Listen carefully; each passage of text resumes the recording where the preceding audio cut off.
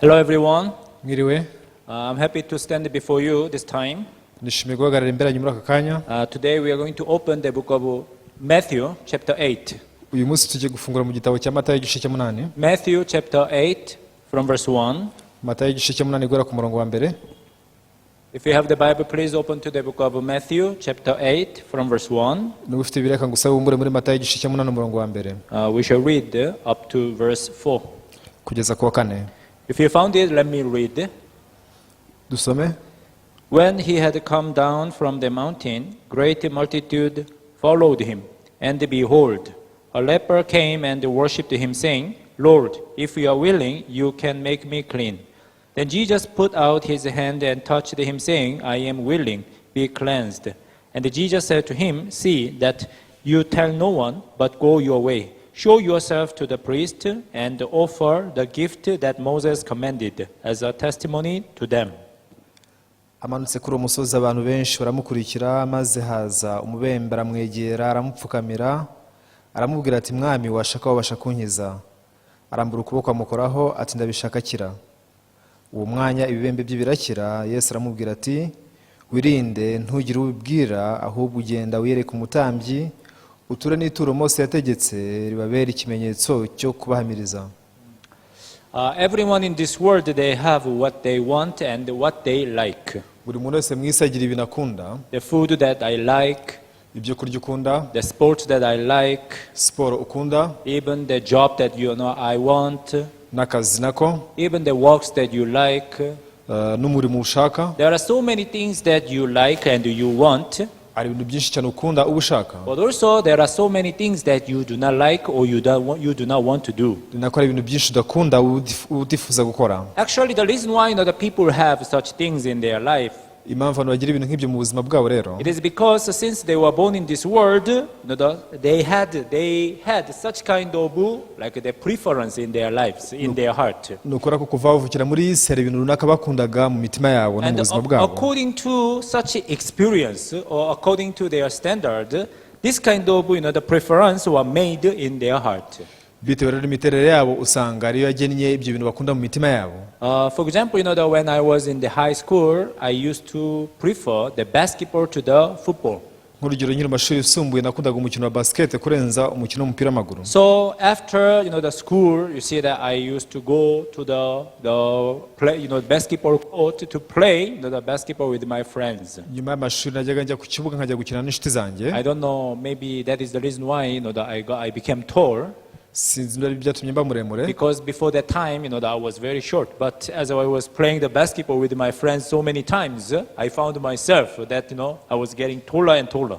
Kora kugenda ari mugufi cyane ariko ubwo nakinaga basket n'inshuti zanjye nagiye nisanga mba muremure. I'm from South Korea, that's why I like the Korean food. Nkomoka muri Korea y'Epfo niyo mpamvu nkunda ibyo kurya byaho. I remember that almost 14 years ago, that I went to Kenya as a short-term missionary. Ndibuka mu myaka 10 yashize nagiye muri Kenya nk'umukorerabushake. It was my first time to visit and to stay in Africa country. Byari inshuro yanjye ya mbere ngiye ku mugabane wa Afurika. So I spent 1 year in Kenya. Namaze umwaka muri Kenya. And then the food in Kenya, it was really big challenge to me at that time. Ibyo kurya byo muri Kenya icyo gihe byarangoye cyane. Why? Because I was familiar with my home country food. Kora ko narimenyera ibyo kurya by'iwacu. So every lunch I would take what is called the gideri. Buri munsi najyaga ibyo kurya byitwa gideri. And actually it was a very big challenge to me. Byari bingoye cyane mu by'ukuri. Because it did not fit my taste. Kuko ntago byandyoheraga. Anyways, that everybody has their preference, in their lives. Rero buri muntu wese mu buzima bwe agira ikintu akunda. So what I want to tell you is that even in terms of the faith life, in terms of the spiritual life, people have their own standard. Icyo nshaka kubabwira nuko no kubijyanye n'ukwemera n'ubuzima bw'umwuka abantu bagira ishingiro runaka. I used to think that if I live as I want, I would be happy. nawe ntekereza ko nimba uko nshaka nzishima. That is why I tried my best to live as I want, as I planned. Nicyo cyatumaga ngerageza kubaho uko nshatse uko nabigennye. If I live as I want, I would get the great joy and I would get the great happiness. This is how I used to think. Nimba uko nshaka nagira ibyishimo n'umunezero, uko niko najyaga ntekereza. So in order to fulfill what I want, I tried my best to make money and I tried my best to study. Nageragezaga cyane gukorera amafaranga kugira ngo ngere kuri ibyo nifuza. So I reached a certain point whereby I could fulfill what I want. Nageze ku kigero cyaho nashoboraga gusohoza ibyo nshaka. Though I did what I wanted, but my heart was not filled with the satisfaction. Nubwo nakoraga ibyo nashakaga ntihandi umutima wanjye ntabwo wajyaga unyurwa. The more I tried to fulfill my desire, the more emptiness I would get in my heart. Uko nageragezaga kuzuza ibyifuzo byanjye niko narushagaho kugira ibyifuzo byinshi. So as I learned the Bible, mu gihe nigaga Bibiliya rero, especially as I learned the word of the heart, by'umwihariko mu gihe nigaga imibereho y'umutima w'umuntu, I could realize that my heart is not something that can be filled with the things of the world. naje kumenya ko umutima wanjye atari ikintu cyakuzuramo ibintu by'isi. No matter how hard I tried, uko nageragezaga cyane kose, no matter how much I tried to fulfill my desire, uko nageragezaga kuzuza ibyifuzo byanjye kose, I have no choice but to be disappointed. nta mahitamo nagira gusibye gutenguhwa. Why? Because it is impossible for me to fulfill my desire. kubera ko bitanshobokera ko nuzuza ibyifuzo byanjye. So that is why even when we read the book of Proverbs, niyo mpamvu mu gihe dusoma n'igitabo cy'imigani, through the testimony of King Solomon, binyuze mu nkuru z'umwami Salomo, even though that King Solomon, that he grabbed everything he wanted. ubwo umwami Salomo yabonye ibintu byose yifuzaga, We can say that the Solomon is the best example of like the one who fulfilled all of his desires. tukavuga ko Salomo ari icyitegererezo cy'umuntu wasohozaga ibyifuzo bye byose. Even though he fulfilled all desires that he had in his heart, nubwo yasohozaga ibyifuzo byose yabaga afite mu mutima we, but his last message was that vanity of vanities and vanity of vanities and all is vanity. ariko ubutumwa bwe bwaragiraga buti ibintu byose ni ubusa. So I could realize that in order to satisfy my heart clearly, namenye ko kugira ngo mbashe kunyurwa neza mu mutima wanjye, I needed to learn how to break my heart. nkeneye kwiga uko namena umutima wanjye. Why? Because my heart is like a black hole. kubera ko umutima wanjye umeze nk'icyobo. No matter how hard I try to fulfill my heart, uko nagerageza kuzuza umutima wanjye kose, because it's like the black hole which devours, which swallows everything.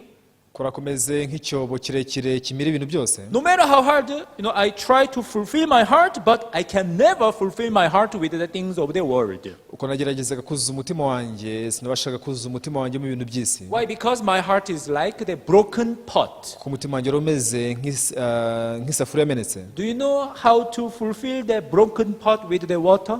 uzi uko wakuzuza isafuriya yamenetsemo amazi? How much the liter water? How much the water do you need to fulfill the broken pot? wakenera amazi angana iki kugira ngo aze kuzuza isafuriya yamenetse? Can we read one verse in the book of Jeremiah? reka dusome icyanditswe kimwe mu gitabo cya Yeremiya. We shall read the book of Jeremiah chapter 2. Yeremiya ibice byaho bibiri. Jeremiah chapter 2. Yeremiya ibice bibiri. The verse 13. umurongo wa 13. For my people have committed two evils. They have forsaken me, the fountain of living waters, and hewn themselves cisterns, broken cisterns that can hold no water. kuko abantu banjye bakoze ibyaha bibiri, baranyimuye kandi ari isoko y'amazi y'ubugingo, kandi bikorogoshora ibitega mu rutare ndetse n'ibitega bitobotse bitabasha gukomeza amazi. Here the Bible says, that my people have committed two evils. This is what God said. hano birivuze ko abantu banjye bakoze ibyaha bibiri, uko niko Imana ivuga. What is the first evil? icyaha cya mbere ni ikihe? The first evil is to forsake the living water. icyaha cya mbere ni uko baretse amazi y'ubugingo. To forsake God, that is the first evil. kureka Imana, icyo nicyo cyaha cya mbere. And what is the second evil? icyaha cya kabiri ni ikihe? The second evil is to try to fulfill our heart with our own power. icyaha cya kabiri ni ukugerageza kuzuza imitima yacu dukoresheje imbaraga zacu. But here the Bible says the cisterns, but this cisterns is the broken cisterns. ariko hano Bibiliya ivuze ko ibi bigega ari ibigega byapfumutse. And these broken cisterns cisterns can hold no water. bitabasha gukomeza amazi. Which means no matter how hard you try, you can never fill your heart with the joy and the happiness and peace in your heart. Bivuze ko wagerageza kose ntabwo akuzuza umutima wemo amahoro n'ibyishimo mu gihe uriho kubaho. That is why that God is telling us to break your heart, to deny yourself, so that you can receive the new heart from Jesus. Niyo mpamvu Imana itubwira kumena umutima wawe ndetse no kwiyanga kugira ngo ubashe kwakira umutima mushya wa Yesu Kristo. And how can you break your heart? None umutima wawe umenute? How can you broaden your heart? Umutima wawe wagurute? In order for you to broaden your heart, you need to learn how to do what even you do not like and what you do not want. Kugira ngo ubashe kwagura umutima wawe ugomba kwiga gukora n'ibintu udakunda. There are so many people because they have a very strong their own standard. Bitewe nuko abantu benshi bagira ishingiro ryabo barikomeyeho. What fits their heart they are willing to accept and willing to welcome. Ibihuza n'imitima yabo baba bashishikariye kubyakira. Oh, this idea fits me. Ati igitekerezo cyuruzuzanya nanjye. Oh, I like these things. Nkunda ibintu nk'ibi. Since this is what I like and this is what I want, I'm willing to receive it. Bitewe nuko ibi ari byo nkunda nshishikariye kubyakira. Yeah, many people they live with this kind of understanding. Abantu benshi babana n'imyumvire nk'iyi. But actually when we read the Bible, we can clearly see that there are so many stories in the Bible which are not matching with our understanding. Ariko iyo dusomye Bibiliya tubona ari inkuru nyinshi cyane zidahuza n'imyumvire yacu. Even the Bible clearly says that your thoughts are not my thoughts and your ways not my ways. Bibiliya inavuga neza ko ibyo wibwira atari byo nibwira n'inzira zawe atari zimwe n'izanjye. Which means according to the Bible we can clearly see that thoughts of God and the thoughts of man are different. Bivuze ko muri Bibiliya tubona neza yuko ibyo Imana yibwira n'ibyo umuntu yibwira bihabanye. And how can we receive the word of God in our heart which are different from our understanding? None ijambo ry'Imana ritandukanye n'imyumvire yacu twaryakira mu mitima yacu dute? If you just believe or if you are willing to receive what you want and what you like only, uramutse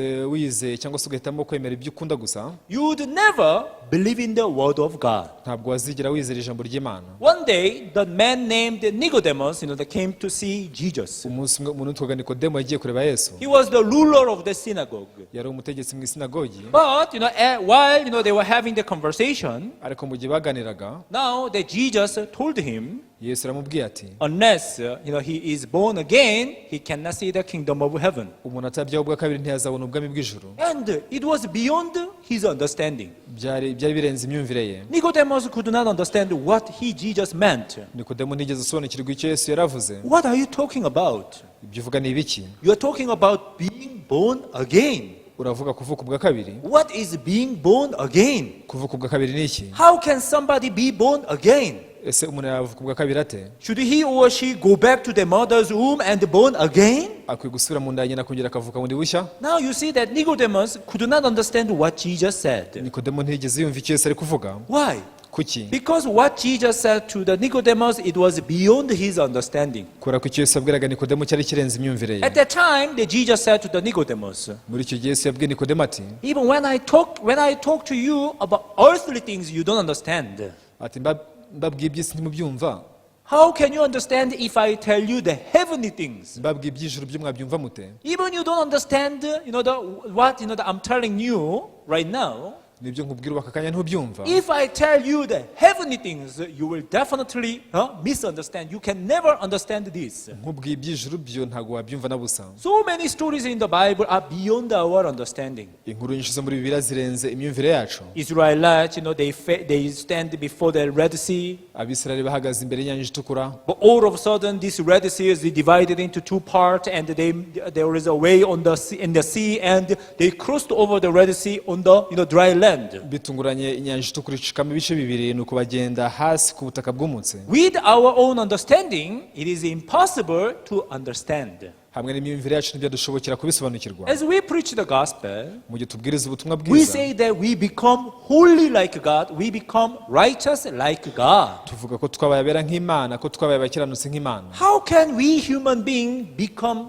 holy and righteous like God. tukabana abantu tukaba abakiranutsi abera nk'Imana gute? Actually, with our own understanding, with our calculation, this is something beyond our calculation. Mu myumvire yacu, mu mibare yacu, ibyo ni ibintu birenze imyumvire yacu. It is impossible for us to understand that point. Ntibyadushobokera kumva iyo ngingo. That's why the Bible is not something that we have to understand. Impamvu Bibiliya atari ikintu dukwiye gusobanukirwa. It is something that we have to believe the way it Ni is. ikintu dukwiye kwizera ko cyakabaye. Even one day God spoke to the Abraham. Umunsi umwe Imana yabajije na Aburahamu. Hey, Abraham, Ngo Aburahamu, next year you will have a son.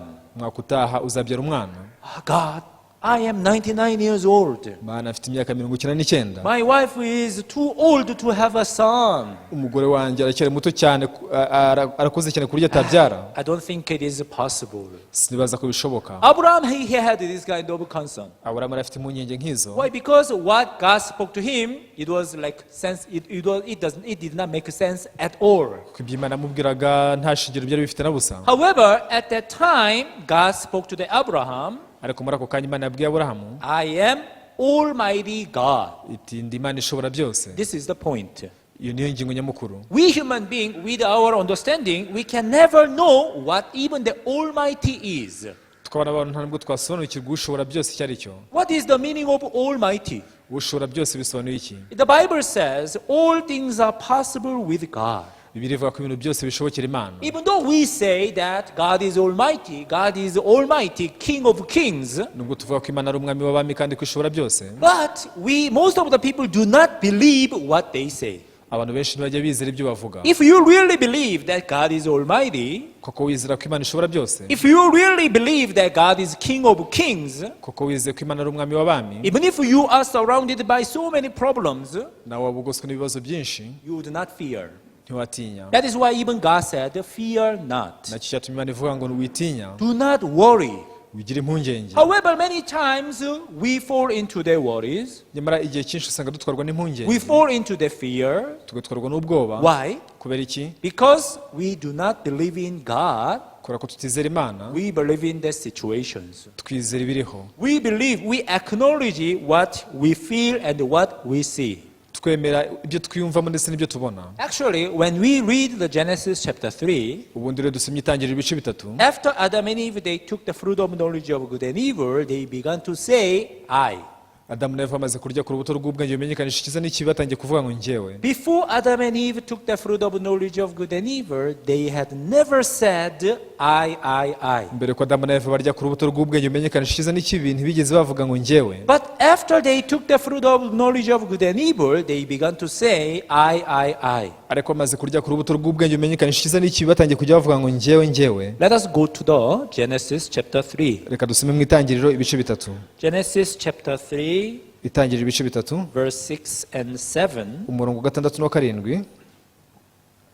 So when the woman saw that the tree was good for food, that it was pleasant to the eyes, and a tree desirable to make one wise, she took of its fruit and ate.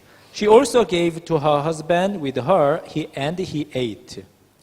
Uwo mugore abonye yuko icyo giti gifite ibyo kurya byiza kandi ko ari icy'igikundiro kandi ko ari cyo kwifuriza kumenyesha umuntu ubwenge, asoroma ku mbuto zacyo arazirya, ahaho n'umugabo we wari kumwe nawe arazirya.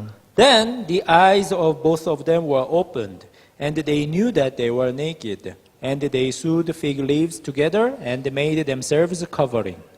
Amaso yabo bombi arahweza, bamenya yuko bambaye ubusa, badoda ibibabi by'imitini biremeramo ibicocero. And they heard the sound of the Lord God walking in the garden in the cool of the day. And Adam and his wife hid themselves from the presence of the Lord God among the trees of the garden. Bumva imirindi y'Uwiteka Imana igendagenda muri ya ngobyi mu mafu ya nimunsi. Wa mugabo n'umugore we bihisha hagati y'ibiti byo muri iyo ngobyi amaso y'Uwiteka Imana. Then the Lord God called to Adam and said to him, Where are you? Uwiteka Imana ihamagara uwo mugabo iramubaza iti uri he? Now verse 10, we need to read it carefully. Dukeneye gusoma umurongo wa 10 twitonze. So he said, I heard your voice in the garden, and I was afraid because I was naked, and I hid myself. Arayisubiza ati numvise imirindi yawe muri iyi ngobyi, ntinyishwa nuko nambaye ubusa ndihisha. Now the Adam, he began to say, I. Adamu aratangiye kujya avuga ati nagize gutya. So God asked him, where are you? imana iramubajije ati ese uri hehe Now, the Adam, he began to say, I.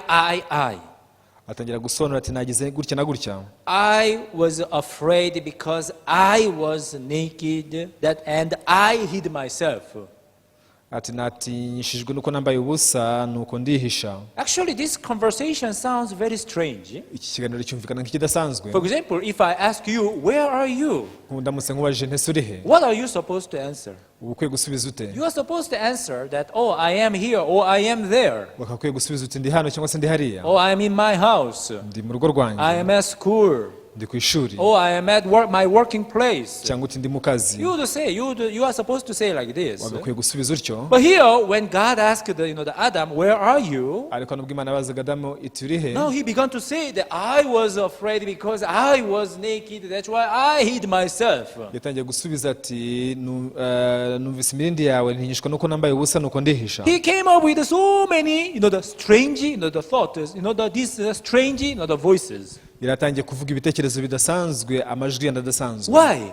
Kuki? Because, the Adam was not able to receive the word of God the way it is. Kuko Adamu atabashije kwakira ijambo ry'Imana uko ryakabaye. Now, after Adam and Eve took the fruit of knowledge of good and evil, Adamu na Eva amaze kurya ku rubuto rw'ubwenge bumenyekanisha icyiza n'ikibi. now the Bible says their eyes were opened, right? Iravuga ngo amaso yawe yarahweje. In other words, their fleshly eyes were opened and their spiritual eyes were closed. Bivuze ko amaso yabo y'umubiri yafungutse, ay'umwuka gahuma. That is why, even though there is the will of God in the Bible, those whose eyes, spiritual eyes are closed, they always read, but they are not able to find out the will of God in the Bible. Niyo mpamvu nubwo ari ubushake bw'Imana muri Bibiliya ariko bafite amaso y'umwuka afunze nubwo babisoma ntibabasha kubibona. For example, in the Bible there are so many ways that shows us the salvation. Nk'urugero muri Bibiliya harimo inzira nyinshi zitwereka agakiza. Even in the time of Noah, we can see the ark. The ark represented Jesus Christ. Byaba mu gihe cya Nowa tubona inkuge yashushanyaga Yesu Kristo. So many ways of the salvation are introduced in the Bible. Inzira nyinshi z'agakiza zagaragajwe muri Bibiliya. And so many places in the Bible are telling us how to become the righteous. Ahantu henshi muri Bibiliya hatubwira uko twaba abakiranutsi. All have sinned for short of the glory of God. Bose bakoze ibyaha ntibashyikira ubwiza bw'Imana. And then being justified freely through the redemption that is in Christ Jesus. Ariko batsindishirizwa nayo ibahere n'ubuntu bwayo ibahere ubusa kubwo gucungurwa kubonerwa muri Yesu Kristo. Yes, it is true that all have sinned and fall short of the glory of God. Ni kuko bose bakoze ibyaha ntibashyikira ubwiza bw'Imana. However, Bible does not just end that point. Ariko Bibiliya ntigarukiraho. Yes, you committed the sins. Nibyo kuko wakoze ibyaha. Yes, you were separated from God. Nibyo watandukanye n'Imana. However, God prepared the Jesus Christ so that you can be justified through the redemption that is in Christ Jesus. Imana gutegura Yesu Kristo kugira ngo utsindishirizwe no gucungurwa kubonerwa muri we. The Jesus Christ died for our sins and God does not remember our sins and our lawless deeds anymore. This is what Bible is telling us. Bibiliya tubwira ngo Yesu yapfira ibyaha byacu kubw'impamvu ibyaha byacu Imana ntizabyibuka ukundi. But there's so many people, even though there are so many verses which are talking about the free salvation, ariko nubwo ari ibyanditswe byinshi bivuga ku gakiza k'ubuntu, but the people, as if their eyes were blind. ariko abantu bitwara nk'amaso yabo yahumye. They could not read that verse and they could not believe in that verse. Ntibabasha gusoma ibyo byanditswe ngo babyizere. Even right now, so many people, they say that I'm a sinner because I commit sin every day. N'ubu ngubu abantu baracyavuga ngo ndi umunyacyaha ko nkora ibyaha buri munsi. They listen to the voice that are coming up from the bottom of their heart. Bumva amajwi azamuka mu mitima yabo. Where are you? Ese uri he? Now you see, Adam, that he was supposed to answer that, God, I am here right now. Adamu akagombye gusubiza ati ndi hano aka kanya. But he said, I was afraid that I was naked. Ariko aravuze ati natinyishijwe nuko nambaye ubusa. No, the Adam could not listen to the word of God the way it is. Adamu ntiyabashije kumva ijambo ry'Imana uko ryakabaye. Now, because of the deceit of Satan, bitewe n'igishuko cya Satani, even though way of salvation is introduced in the Bible, nubwo inzira y'agakiza yasobanuwe muri Bibiliya, now so many people, they could not, just take that way. abantu benshi ntibapfa gufata iyo nzira gusa. Why? Because they judge the way according to their eyes and according to their standard. kubera ko baca imanza inzira bakazifata bagendeye ku maso yabo n'ishingiro ryabo. That's why in the Bible there are two ways, the wide way and narrow way. Niyo mpamvu muri Bibiliya harimo inzira ebyiri, inzira ngari ndetse n'inzira ifunganye. Yeah, the end of the wide way is the destruction and the end of the narrow way is the life. Iherezo ry'inzira ngari ni ukurimbuka, mu gihe iherezo ry'inzira ifunganye ari ubugingo. But which way are more crowded? Ariko se niyihe nzira irimo abantu benshi? As you know very well, on the wide way there are so many people. Kuko mubizi mu nzira ngari harimo abantu benshi cyane. Why do you think people are standing on the wide way? Utekereza ko ari impamvu abantu bahagaze mu nzira ngari? It is because they think that they are on the right way. Ni ukubera ko batekereza ko bari mu nzira y'ukuri. That's why the Bible says, the Lord, have not prophesied in your name, cast out demons in your name, done many wonders in your name. Ni impamvu birivuga ngo mwami mwami ntitwanuraga mu izina ryawe, tugakora ibitangaza mu izina ryawe, ndetse tukirukana abadayimoni mu izina ryawe. But Jesus said, I never knew you, depart from me. Ariko Yesu arabwira ati nimwumve imbere sinigeze mbamenya. What does this mean? Ibyo ni ukuvuga iki? These people who think that they are standing on the right way, abantu bibwiraga ko bahagaze mu nzira y'ukuri, actually they are on the right way according to their eyes. bari mu nzira y'ukuri ugendeye ku maso yabo. They are on the right way according to their calculation. Bari mu nzira y'ukuri ugendeye ku mibare yabo. How can we move from the wide way to the narrow way? Twabasha dute kwimuka tuva mu nzira ngari tujya mu We ifunganye? need to learn how to break our heart, Dukeneye kwiga uko twamena umutima wacu, how to break our thought so that we can be ready to receive the heart of God. twajugunya ibitekerezo byawe kugira ngo ubashe kwakira umutima w'Imana. Nowadays, you see that so many parents, most of the parents, they listen to their children very well. Muri iyi minsi ababyeyi benshi bumva abana neza cyane. When children, their children demand something, Mu gihe abana babo hari icyo basabye, because the parents love their children, that's why they try their best to listen to them and to give them what they want. bitewe n'uko ababyeyi baba bakunda abana babo bagerageza kubumvira no kubaha icyo bashaka. So, as a parent, when you have children, when you have your children like at a young age, you need to train them how to break their heart. Nk'umubyeyi rero mu gihe ufite umwana uri mu myaka mike cyane, ukwiye kumutoza kumena umutima we. Even if you have the ability to listen to what they want, 10 out of 10, Nawe afite ubushobozi bwo kumubonera ibyo ashaka byose ku kigero cy'ijana ku ijana. but it is important for you to listen to them, probably the 7 and 8 out of 10. Muri ibyo bindi 10 ni byiza ko wamuha nka 7 cyangwa 6. 2 or 3, sometimes intentionally you would not listen to them. Hanyuma ibindi 2 cyangwa se 3 ukabimwima ku bushake. And you need to tell your children, Ukeneye kubwira umwana wawe, you should know this, ukwiye kumenya iki? there are many things that you cannot do or you cannot obtain even though you want. Hari ibintu byinshi utabasha kubona nubwo wowe ubishaka. Through that, you will be able to train your children how to have what is called self-control. Binyuze muri ibyo uzabasha gutoza abana bawe uko babasha kwitegeka. Because the desire of children are, the increasing continually. Kubera ko ibyifuzo by'abana bihora byiyongera igihe cyose. And then desire of human being is unlimited. Ibyifuzo by'umuntu ntibijya bishira. That's why if you just fulfill the desire of your children, Uramutse usohoje ibyifuzo by'umwana wawe byose, at a young age, young children, they have a very small desire. abana bari bato bafite ibyifuzo bike, But when they reach the age of like teenagers, ariko iyo bamaze kuba ingimbi, now even their desires are getting bigger and bigger, ibyifuzo byabo nabyo birushaho even kwiyongera, beyond the capability of the parents. bikanarenga ubushobozi bw'umubyeyi. And then when these children, if these children, they are not trained how to break their heart, how to break their desire. Mu gihe abana batatojwe rero kumena ibyifuzo byabo bakamena umutima wabo, And once they, they see that, their parents are not able to fulfill what they want, what they like. mu gihe basanze umubyeyi atababonera icyo bifuza cyose, icyo bashaka cyose, Now they began to have now they began to have complaints. batangira kwinuba. Papa and Mama, this is what I want. How come you don't listen to me? Bati papa cyangwa se mama, dore iki nicyo nshaka, se kuki mutanyumviye? As a result of not learning how to break their heart, Ingaruka zo kutiga uko bamena imitima yabo, it could cause a lot of troubles even in the life of the children, even the parents. ibyo biteza ibibazo no mu buzima bw'abana ndetse n'ababyeyi. The reason why our church is good, it is because, we train the brothers and sisters how to break their heart. Impamvu itorero ryacu rigeze no ko twigisha bene data uko bamena imitima yabo. We continuously train the brothers and sisters how to forsake their thought. Dukomereza kwigisha bene data uko bareka ibitekerezo byabo. Of course, we can't just force somebody to forsake their heart. It's not because that's the kind of the brainwash, right? Birumvikana ko utahatira umuntu kureka ibitekerezo bye kubera ko byaba ari nko kumuhanagura mu bwonko. But you see, how can we forsake our thought? Ariko se ni gute twareka ibitekerezo byacu? Once you exactly compare your thought with the word of God, mu gihe ugereranyije neza ibitekerezo byawe n'ijambo ry'Imana, and if you really compare these two parts, the word of God and your thought, ugereranyije ibyo bice byombi, ijambo ry'Imana n'ibitekerezo byawe, and God proves that your thought is wrong and the word of God is right. Imana iguha gihamya cy'uko ibitekerezo byawe bipfuye ahubwo ko ijambo ry'Imana ari ryo ry'ukuri. Even Abraham in the beginning, he followed his thought. Aburahamu nawe bigitangira akurikiraga ibitekerezo That is why even he left at the word of God. nacyo cyatumye aseka ijambo ry'Imana. God, are you serious? ati se Imana urakomeje? How can I, have a son next year? I'm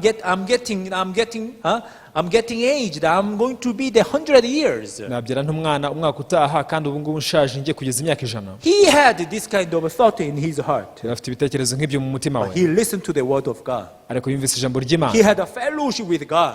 yagiranye ikiganiro n'Imana. Yeah, I understand what you are saying. ibyo uvuga ndabyumva, You listen to me carefully. ariko nyumve neza, I am Almighty God. ndi Imana ishobora byose, Nothing is impossible for me nta cyananira, because I am Almighty God. ko ndi Imana ishobora byose. Do not try to limit me with your own understanding. ntukagerageze kunshira imbibi ukoresheje imyumvire yawe. Even Moses, na Mose nawe who was considered as a great servant of God, ufatwaga nk'umukozi w'Imana ukomeye cyane, even who was talking to God, face to face. wivuganiraga n'Imana imbona nkubone. In the beginning, Moses said, God, please send another one. I'm too old. I'm not capable. bigitangira Mose yavuze ati Imana tuma undi muntu, njye ndashaje cyane sinshoboye. Even Moses, in the beginning, he followed his thought. Mose nawe bigitangira akurikiraga ibitekerezo bye, However, while he was having fellowship with God, ariko ubwo yavuganaga n'Imana, while he was listening to God, ubwo yumvaga Imana, God continuously proved that your thought is wrong and my word is right. Imana akomeje kumuhamiriza ngo ibitekerezo bye birapfuye, ijambo ryanjye niryo ry'ukuri. Through the fellowship, we are able to learn how to break our heart. binyuze mu busabane tubasha kwiga uko twamena imitima yacu. Through the fellowship, through the listening to others, we'll be able to compare, the word of God or the idea of the people with my own thought.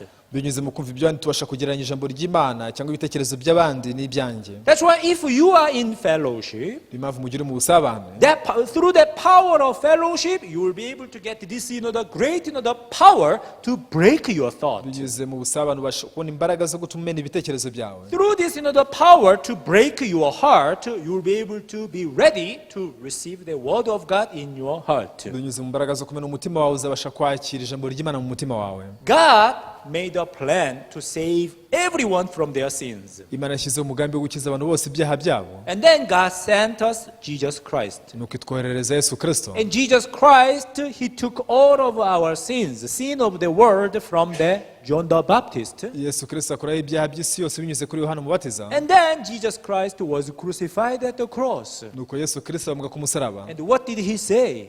yavuze ngo iki? He said, it is finished. Yaravuze ati birarangiye, It is finished. birarangiye. And Jesus, He was raised up Yesu arazuka for our justification, kugira ngo dutsindishirizwe, to show us that I have paid, or I have paid my life for all of your sins. kugira ngo atwereke ngo dore nishyuye ubuzima bwanjye ku bw'ibyaha byanyu So byose. you are justified. rero mwaratsindishirijwe. Now Jesus was crucified and Jesus was raised up. Yesu yarabambwe rero nuko aranazurwa. Through that, now the Holy Spirit witnesses to us. binyuze muri ibyo rero umwuka araduhamiriza. God does not remember your sins and your lawlessness anymore. ati Imana ntikibuka ibyaha byawe n'ubugome bwawe ukundi. There is no longer an offering for sin. ntihakiriho kongera gutamba ibitambo by'ibyaha. That is why you are now able to be bold to stand before God. ni impamvu ngo ushobora guhagarara imbere y'Imana ushize amanga. You are justified. waratsindishirijwe. You are sanctified. warejejwe. You are washed. waruhagiwe. You are righteous. uri umukiranutsi. Not through your good works, good performance, bitavuye ku mirimo yawe n'ibikorwa byawe, but through the works of Jesus Christ. binyuze mu mirimo ya Yesu Kristo. By faith to believe in the works of Jesus, kubwo kwizera imirimo ya Yesu, you will be able to get this, great, the gift of God, which is the righteousness of God. uzabasha kubona impano ikomeye y'Imana yo gukiranuka kwayo. But in order for you to believe in this point, ariko kugira ngo wizere iki kintu, you need to learn how to break your heart. ukeneye kwiga uko wamena umutima wawe. You can't break your heart by your determination. ntiwabasha kumena umutima wawe binyuze mu kwiyemeza. You can never never break your heart by your effort. ntiwamena umutima wawe binyuze mu murava wawe. In order for you to break your heart, you need the energy from outside. kugira ngo ubashe kumena umutima wawe ukeneye imbaraga ziturutse hanze. You see the egg, right? Uzitegereza igi. Hen, that lays the eggs. Inkoko itera amagi. And sit on these eggs for 21 days. nuko ikayararira iminsi 21. Now, through that love, through that, the hitness of the hen, binyuze muri urwo rukundo, binyuze mu bushyuhe bw'inkoko, now the egg, that began to change. igi ritangira guhinduka. Egg received this hitness and the love from the hen. Igi ryakira ubushyuhe ndetse n'urukundo ruvuye ku nkoko. After 21 days, nyuma y'iminsi 21, it hatches. nuko ikayaturaga. And a chick can come out of the egg. icyo gihe umushwi ukava muri rya gi. Are we together? turi kumwe? But if you just place the egg maybe somewhere and stay for 21 days, ariko igi uramutse urirambitse ahantu rikamara iminsi 21 gusa, what do you think would happen? utekereza byagenda bite? Do you think a chick can come out? ese utekereza ko hari umushwi wavamo? No. oya. It will just remain as an egg. bizaguma gusa ari igi ryonyine. You can never see the chick. ntabwo uzigera ukuramo imishwi. But when a hen, that sits on this egg for 21 days, ariko mu gihe inkoko iraririye amagi mu gihe cy'iminsi 21, when this egg receives the love and the hitness of the hen, ryagiye ryakira ubushyuhe bw'inkoko, by that power, binyuze muri izo mbaraga, now this, the chick could come out of the egg. umushwi ubasha kuva mu nkoko. In the same way, nicyo kimwe rero, we can never break our heart with our own power, with our own determination. ntitwabasha kumena imitima yacu n'imbaraga zacu no kwiyemeza kwacu, But through the fellowship, ariko binyuze mu kuganira, by hearing the word of God, kubwo kumva ijambo ry'Imana, because the Bible says faith comes by hearing. kuko Bibiliya ivuga ko kwizera kuzanwa no kumva. The word of God which that come to us from outside. ijambo ry'Imana riza muri twe rivuye hanze. Now this word of God which enters us, begins to work in our life, in our heart. iri jambo ry'Imana ryinjije muri twe ritangira gukoreramo. Because this word of God is powerful and sharper than two-edged sword. kuko iri jambo ry'Imana ari rizima rikagira ubugi buruta bw'inkota zicyaye impande zombi. And this word of God breaks our heart, it breaks our thought. iri jambo ry'Imana rimena imitima yacu rikamena n'ibitekerezo byacu. Peter used to think that he is right. Petero yahoze atekereza ko ari mukuri. Even the Moses used to think that he is right. Mose nawe yajyaga atekereza ko ari mukuri. God, I'm not arrogant. ati Mana sinzi kuvuga neza. I forgot even all the Egyptian language. nibagiwe n'indimi zose z'abanyegiputa. When I was in Egypt. nkiri muri Egiputa. And when I was still and the son of the princess. nkiri umwana w'umwami. At the time I was good at even the Egyptian language. nari nzi n'indimi z'abanyegiputa. Even I had the very high, even I had the kind of authority. nari mfite n'ubutware. At the time, I thought that I could do something for my people. icyo gihe natekerezaga ko ari cyo nakorera ubwoko bw'iwacu. And now you see me that I'm too old. ariko dore ubu ndashaje cyane. I forgot all the languages. nibagiwe indimi zabo zose. Even I have no power. nta n'imbaraga mfite. How can I save all Israelites from the land of Egypt? ese nabasha nte gukiza abisirayeli bose igihugu cya Egiputa? I'm afraid to stand before even the king Pharaoh. yewe ntinye no guhagarara imbere y'umwami Farawo. But what did God say? ariko si Imana yavuze ngo iki? Don't worry. yavuze ngo I witinya, will make you God to Pharaoh. nzakugira Imana kuri Farawo. Amen? I will make you God to Pharaoh. iti nzakugira Imana kuri Farawo. I will make you righteous. nzakugira umukiranutsi. I will make you the best. This is what Bible says. biravuga ngo nzakugira uwa mbere. Your ability, your condition is nothing actually before God. ubushobozi bwawe, imiterere yawe ku Mana ntacyo bivuze. That's why even John the Baptist said to the Pharisees and scribes, nacyo cyatumye Yohana Umubatiza abwira abafarisayo n'abanditsi hey, ati, you guys, you think that you are great. mutekereza ko muri abantu bahambaye. You say that you are the children of Abraham. muvuga ko muri abana ba Aburahamu. But don't you know that even God can make the children, the children of Abraham with even the stones. ariko menye ko rwose Imana ishobora no guhindura abana ba Aburahamu muri aya mabuye. Are we together? God can make. God can make with the stones that I can make you the children of Abraham with even the stones. Imana ishobora guhindura abana ba Aburahamu mabuye. To God, ku Mana nothing is impossible. nta kidashoboka. Hallelujah. Today I read Matthew chapter 8. uyu munsi nasomye muri Matayo ibice 8. You know, in this story, muri iyi nkuru we see one leper. tubonamo umubembe umwe. I don't know what happened in the heart of this man in his life. sinzi icyabaye mu mutima w'uyu muntu no mu buzima bwe. But amazing thing is, in his heart, we cannot find this world called I. igitangaje ni uko ntabwo dushobora kubonamo iyi si yitwa njyewe. Most of the people, when they meet Jesus, they said, Jesus, I want this, I want that. abantu benshi iyo bahuye na Yesu bajya bavuga bati Yesu ndashaka ibi n'ibi. People do not care about the will of Jesus. abantu ntibajya bita ku bushake bwa Yesu. People do not care about the heart of Jesus. abantu ntibajya bita ku mutima wa Yesu. Most people, they just say that, Jesus, I want you to do something for me. I want you to give me this and that. abantu benshi bapfa kuvuga ngo Yesu ndashaka kunkorera ibi n'ibi, ndashaka kumpa biriya na biriya. But amazing thing is, ariko igitangaje ni uko Matthew chapter 8 verse 2, Matayo igice cya 8 umurongo wa 2, and behold, a leper came and worshipped him, saying, Lord, if you are willing, you can make me clean. maze haza umubembe aramwegera aramupfukamira aramubwira ati mwami washaka wabasha kunkiza. Actually, most of people would say like this, that, Jesus, please make me clean. abantu benshi bari kuvuga bati Yesu nkiza. Make me clean because I want to be clean. nkiza kubera ko ndashaka gukira. This could be the demand of most of the people. ubwo ariko ari ubusabe bw'abantu benshi. However, this leper, he spoke in a different way. ariko umubembe yabivuze ukundi. Jesus, if you are willing, you can make me clean. ati Yesu washaka wabasha kunkiza. What is your will?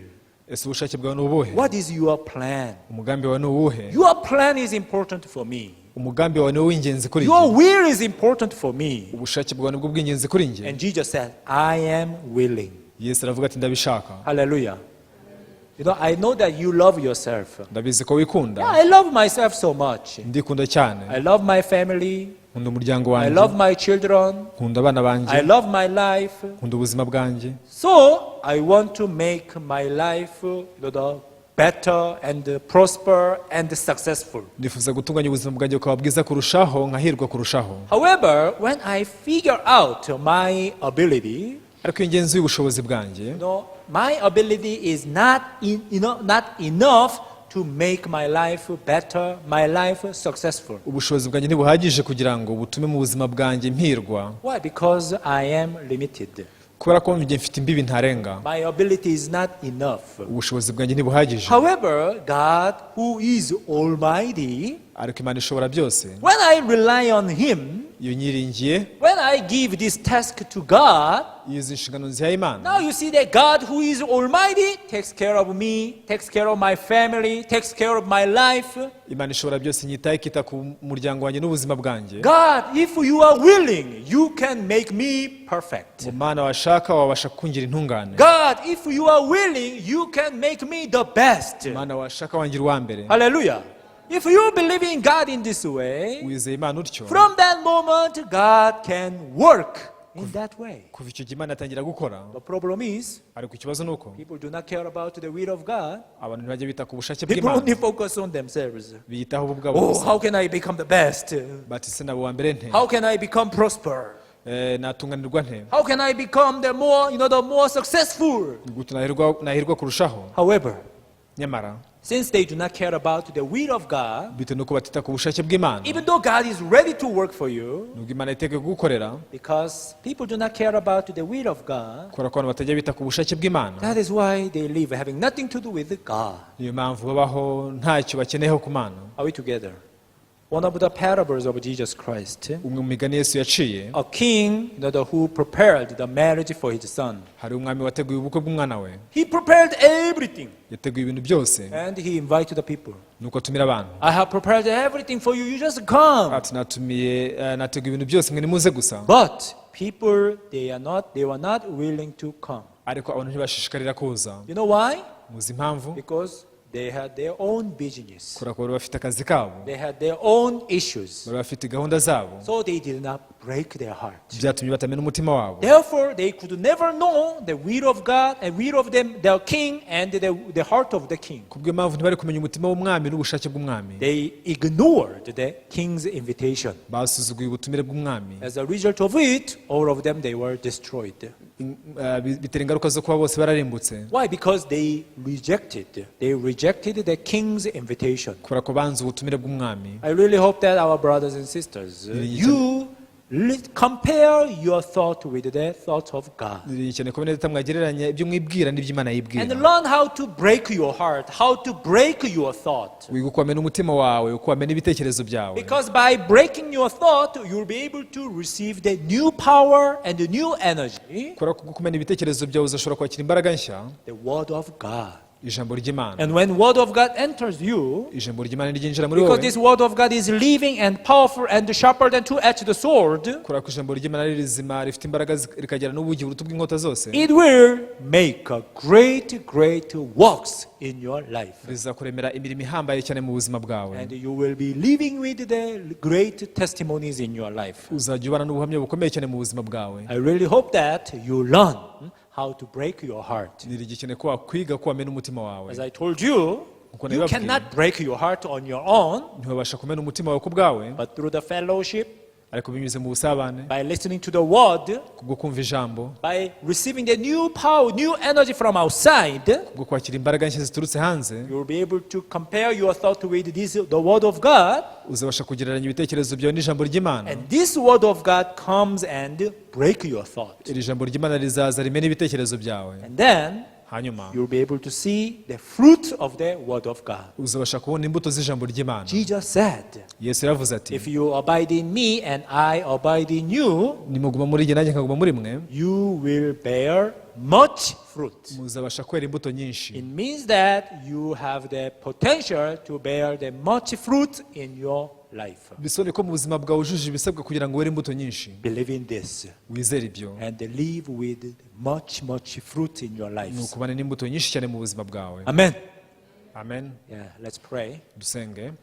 Heavenly Father, we thank you. Data wo mu ijuru turagushimye, You have given us this precious in a moment. waduhaye umwanya w'igiciro cyinshi. Today, Father, you have taught us how to break our heart Data, uyu munsi twigishije ko twamena imitima yacu, so that that we can live with the much fruits of the faith. kugira ngo tujye tubona n'imbuto nyinshi zo kwizera. Father, you have given us the church Data, waduhaye itorero so that we can live in fellowship. kugira ngo tube mu busabane. While we are in fellowship, Mu gihe turi mu busabane, we'll be able to get the new power and the new energy to break our heart tuzabona imbaraga nshya kugira ngo dushobore kumena imitima yacu, so that we can be guided by the word of God. bityo tuzayoborwe n'ijambo ry'Imana. Father, we thank you. Data, turagushimiye. I pray everything in the name of Jesus. Senze byose nizeye mu izina rya Yesu. Amen. Amen. Yeah, thank you very much. Murakoze cyane.